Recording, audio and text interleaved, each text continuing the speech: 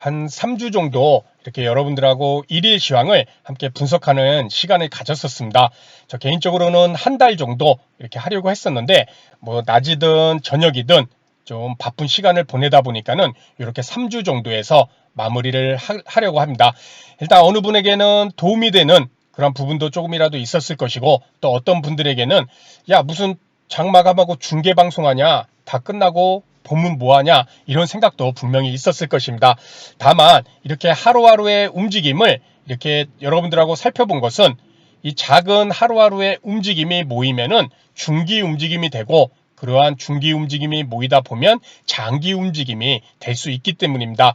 그리고 그러한 것들을 어떻게 조금이라도 분석을 하는데 도움이 될 수 있는 그러한 기준들과 과정을 함께 살펴봤는데, 일단은 중요한 변곡점이 있을 때 다시 한번 지수의 움직임을 같이 한번 체크를 해보고, 오늘은 이렇게 3주 동안 살펴본 그러한 기준들을 함께 좀 체크를 해보면서 이렇게 마무리를 하려고 합니다.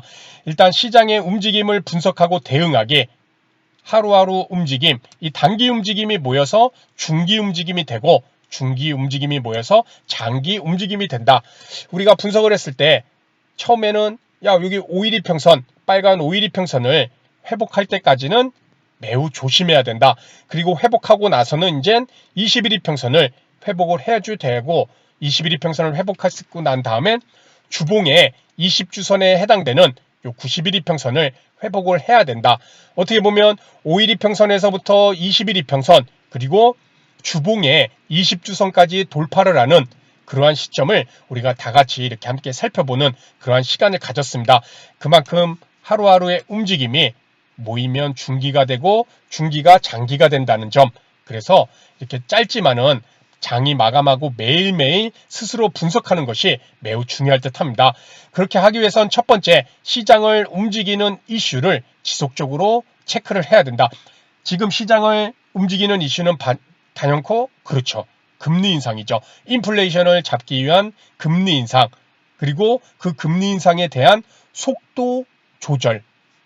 오늘 같은 경우도 오늘 시장에 영향을 줄 만한 내용은 뭐 이렇게 지난주 원화 강세, 또 반도체 등 대형주주도 상승분에 대한 차익 실현이 나오면서 약 하락 마감하였죠. 특히 이 연준 위원 매파적 발언에 대한 달러 강세로 매물 출회 확대로 약하락 마감을 하였습니다. 이 크리스토퍼 월러 연준 이사 매파적인 발언을 했죠. 연준이 다음 회의 때 금리 인상 속도 조절을 고려할 수 있으나 이를 완화 정책으로 봐서는 안 된다는 것이죠. 아직 가야 할 길이 멀다. 이러면서 매파적 발언을 내놓은 것이 시장에 경계감을 줬습니다. 이처럼 시장에 영향을 미칠 만한 그러한 내용들, 그러한 부분, 이슈들을 지속적으로 체크를 해야 되겠죠. 특히 금리 인상과 관련해서 우리 지난주에 미국 소비자 물가 지수 CPI가 시장 예상치보다 낮게 나왔기 때문에 나스닥도 7% 이상 오르면서 급 반등을 했었는데, 중요한 것은 이 연준 의장인 이 파월이 어떠한 발언을 하느냐, 어떠한 생각을 하고 앞으로의 금리 인상 속도에 대한 방향성을 얘기를 해줘야 되는데, 아직 그러한 부분은 나오지 않은 상황이죠.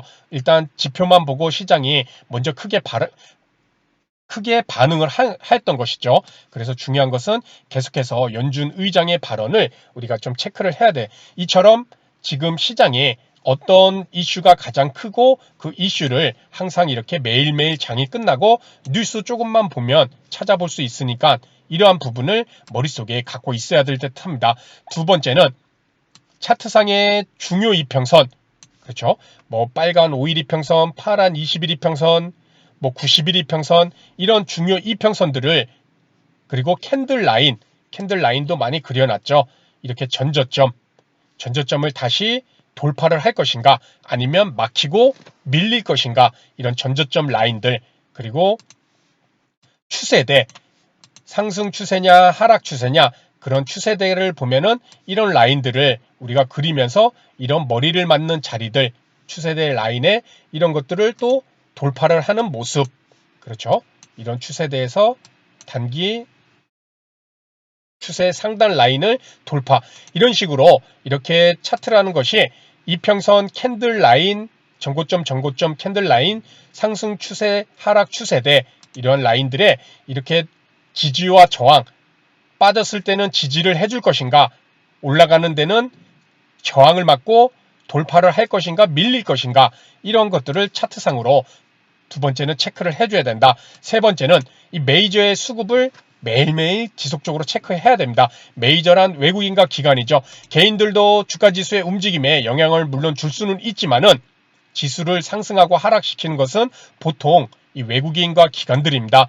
우리가 3주 전부터 살펴봤듯이 그때도 시장의 키를 쥐고 있는 것은 외국인이라는 그러한 내용을 우리가 같이 살펴봤죠. 지금도 마찬가지입니다. 이 외국인들의 코스피 지수는 거의 움직임을 상승과 하락을 주도하고 있는 것이 바로 이 외국인들의 수급이죠.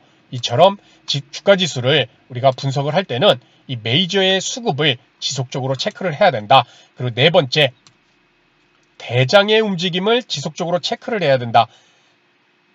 전 세계 주가 지수의 대장은 누구죠? 그렇죠. 미국, 뉴욕 증시, 다우와 나스닥이죠.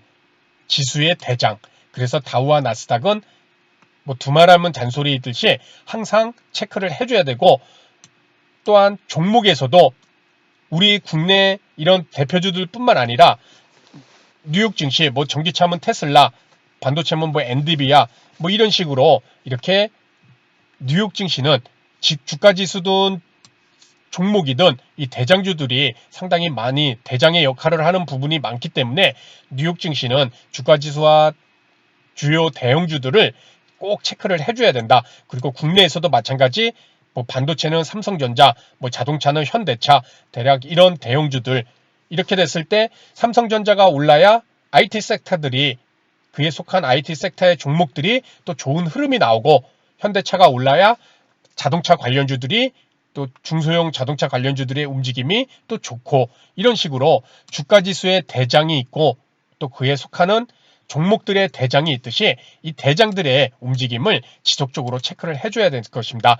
자, 이렇게 하루하루 대략 이 네 가지 정도만 우리가 머릿속에 갖고 시장과 또 종목을 함께 연계를 해서 분석을 한다면은 그러한 것들이 하루하루 모여서 또 주봉에 해당되는 중기, 또 중기를 모이면은 또 장기적인 움직임, 이러한 부분을 스스로 한번 분석을 하고, 또 분석으로 끝나는 것이 아니라 또 대응을 하고, 이것은 맞다 틀리다, 물론 맞으면 더 좋겠죠. 또 앞으로 더 계속해서 맞는 확률을 높여 가야겠죠. 다만 틀리더라도 스스로가 계속 이렇게 분석을 하고 또 대응도 해보고 예측도 해보고 이런 것들이 하루하루 쌓이면은 분명 스스로 시장과 종목을 보는 안목을 높일 수 있으리라 생각됩니다. 그래서 오늘 내용은 여기서 마치도록 하고요. 다음 시간에 더 좋은 내용으로 인사를 드리도록 하겠습니다. 감사합니다.